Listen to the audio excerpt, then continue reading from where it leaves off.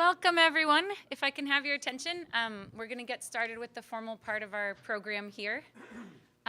First, I just wanted to say thank you all for joining us. This is an exciting event, and I know a lot of you are passionate, either cyclists or friends of cyclists, or in general interested in creating a healthy, vibrant UCLA community. I'm Narit Katz. I'm the Sustainability Coordinator for UCLA, and we have quite a wonderful panel today of speakers, and then the second half of our program, we're going to have an open dialogue with all of you. So I wanted to say thank you to our various sponsors. There are a lot of different UCLA departments that came together for this event. The Institute of the Environment and Sustainability, the School of Public Health, Department of Transportation, Recreation as well. And then we have a raffle sponsored by the Graduate Students Association Sustainable Resource Center. So you all have your tickets. We'll be doing a drawing at the end for some bike-related prizes.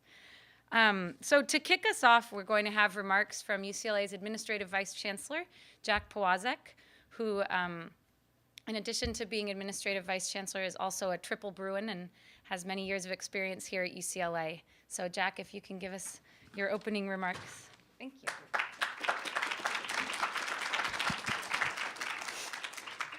Good afternoon.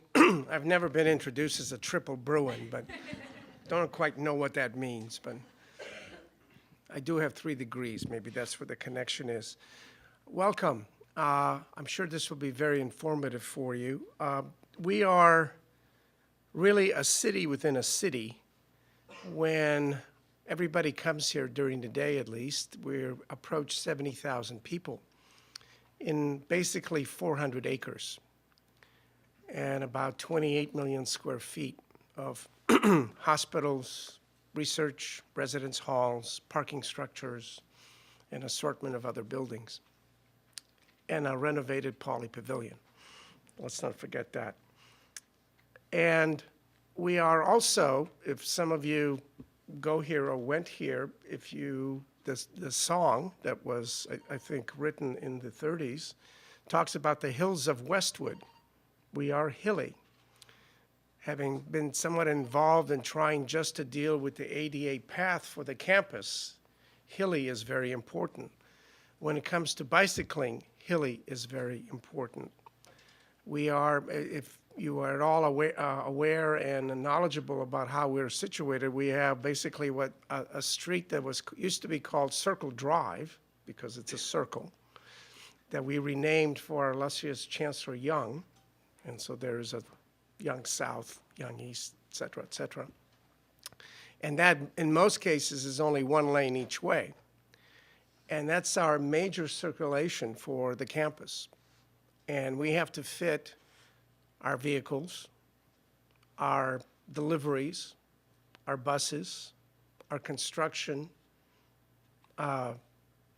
vehicles, our vehicles that deliver various goods and services throughout the day.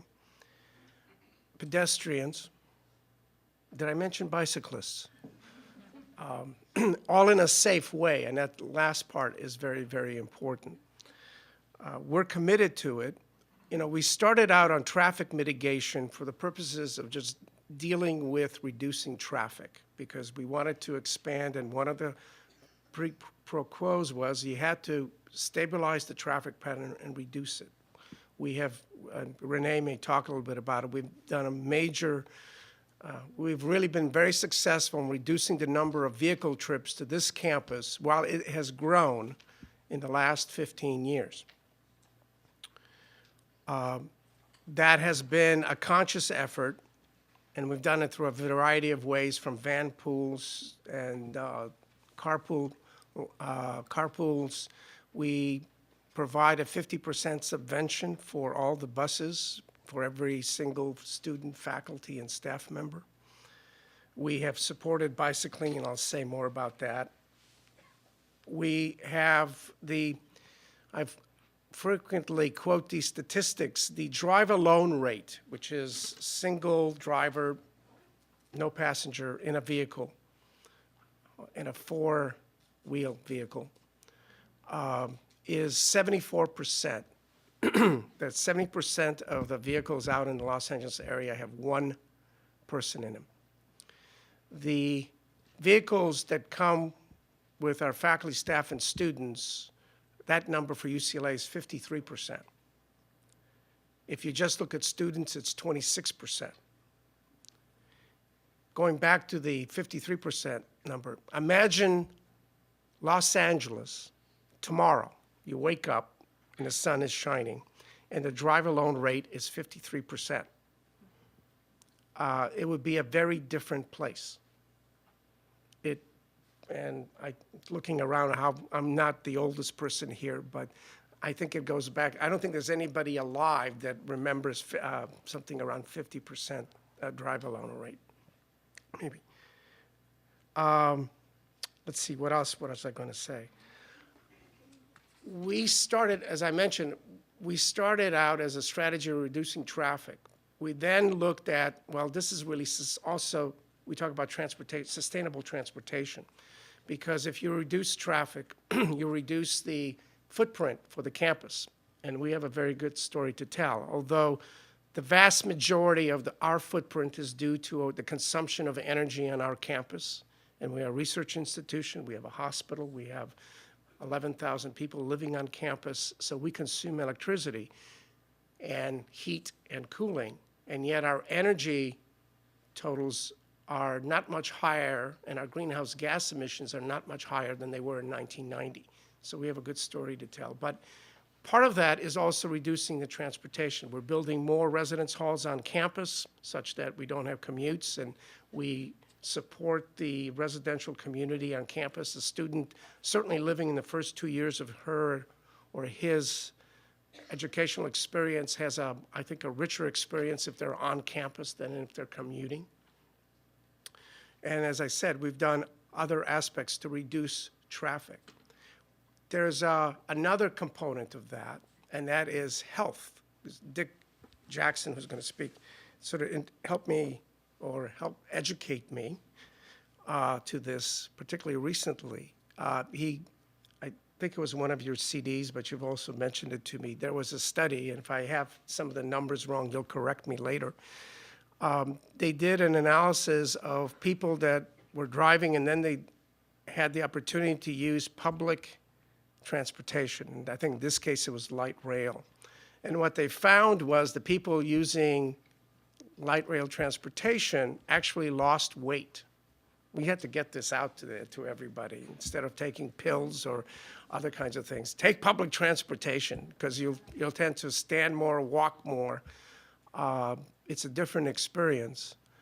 And so I think there's a whole health issue, and this is where bicycling comes in. It's not just a traffic mitigation measure in terms of sustainability and footprint, but it's also health-wise a very good thing to do. I'm of a certain age, and I used to be a runner. Used to be is the operative word. I don't know if some of you have had a similar experience. Your knees start going out. You know, it's just there's only so much miles you can put on it. Bicycling, on the other hand, is an activity that is easier on the knees and is actually quite healthy. So a word for those of you in the future, when your knees give out, there's always bicycling. One last thing I'm going to say, and I was supposed to be very short here, and I provide some global points, but I have a couple of small factoids that I'd like to leave you with in terms of bicycling, and particularly, I know Renee is going to make a presentation on this, but two factoids to sort of show that our heart is in the right place, and so is our head, and some of our money. We have, in the last 5 years, doubled the number of parking spaces, places to park your bike at UCLA, a very urban campus, by 100%. It's from going on, we doubled it from going from 1,500 to almost 3,000. We also were voted, I think, bronze category by the League of American Bicyclists. I wanted to say League of Nations, but that will really put me age-wise off the grid. And I think that is indicative. It's probably quite an accomplishment given that, you know, we're hilly, we're urban, we've got a lot of traffic, and yet we're trying to do the right thing, and we're going to continue to do the right thing, and we're going to continue to support biking, and it's your parking permit dollars that are helping to do that. But we'll take donations also. Thank you very much, Nurit.